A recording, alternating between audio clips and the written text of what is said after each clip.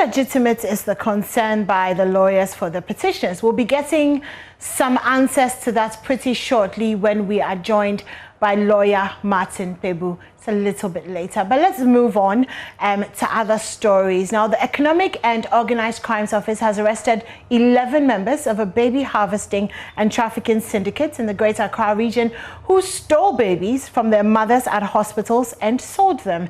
In a joint operation with the Medical and Dental Council, IOCO picked up doctors, nurses, social workers, and traditional birth attendants who operated in various hospitals in the Greater Accra region, where they traded babies using a highly sophisticated modus operandi. Joy News' Manuel Kranting was embedded in one of such operations to arrest a member of the syndicate at the Tema General Hospital last month. On Thursday, December 31st,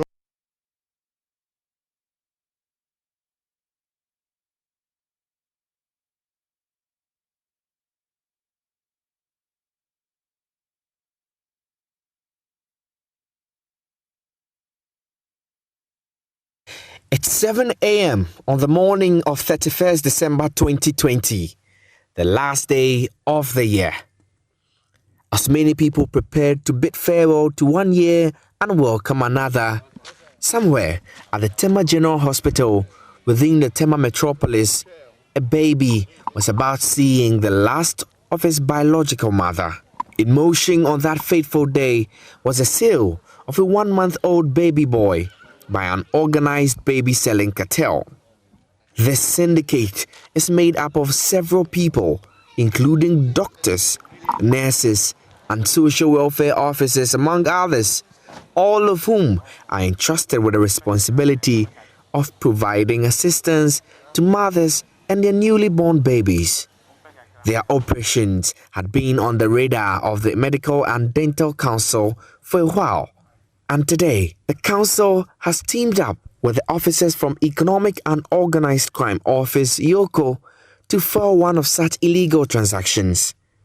The Connect, Leonard Able, an officer at the head office of the Department of Social Welfare, had already taken 10,000 Ghana cedis as a deposit for the baby, who he was selling at 28,000 Ghana cedis from a woman in need of a baby, not knowing she was an undercover officer with IOCO. The Joy News team was embedded in the operation and filmed from a distance as Mr. Able went to collect the baby and accompanied the female undercover officer to a vehicle. This was the point of arrest.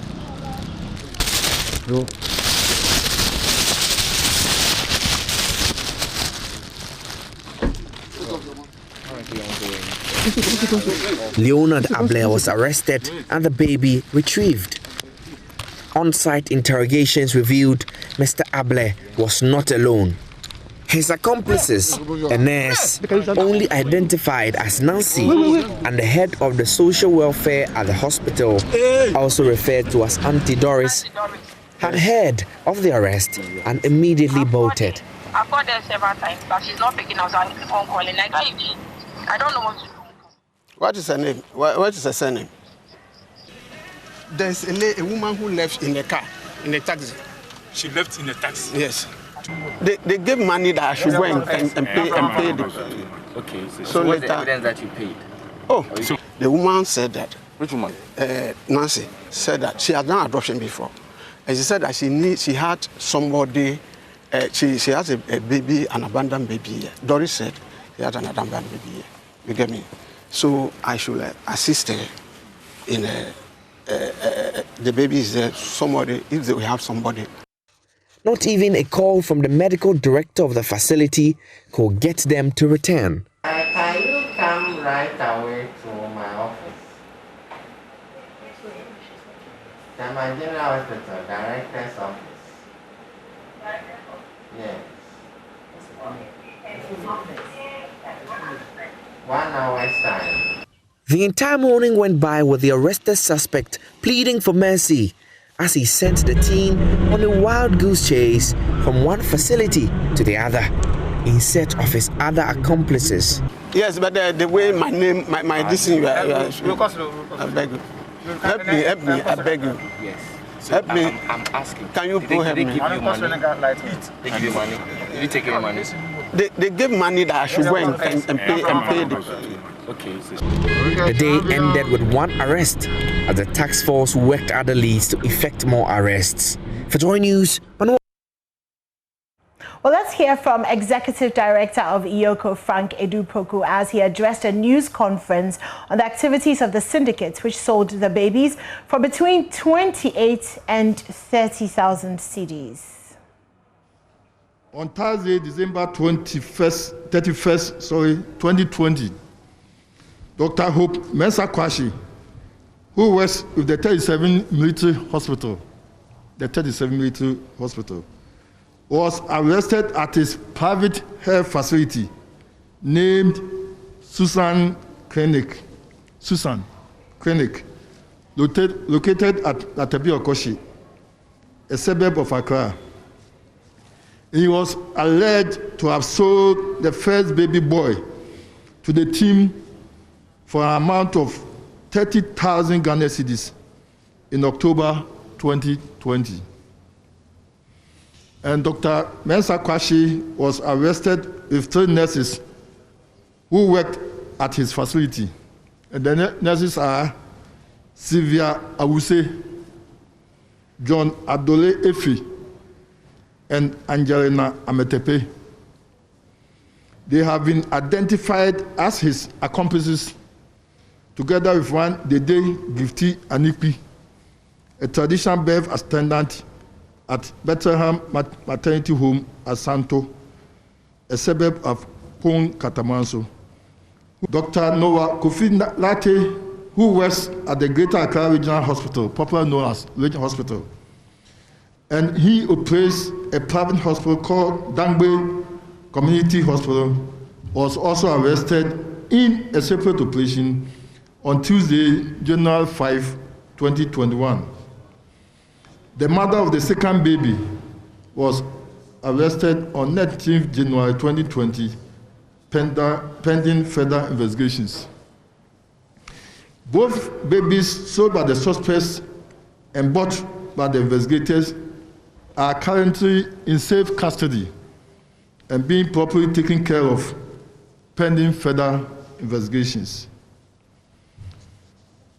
The council, that's the Medical and Dental Council, and IOCO, assured the public that the 2 agencies will continue to collaborate to protect public health and safety by preventing and detecting organized crime.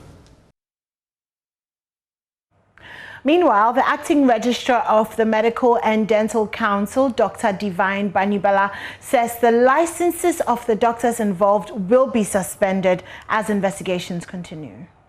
Our actions are rooted in the mandate we've given. And like as I indicated, once you have been arrested and you are being investigated for serious offenses of this nature, in the public interest, in the professional interest, and in the interest of society in ensuring that miscreants or criminals do not masquerade as members of the noble, honorable, or learned profession of medicine, we will withhold certain parts of your practices until a court of competent decision determines your fate.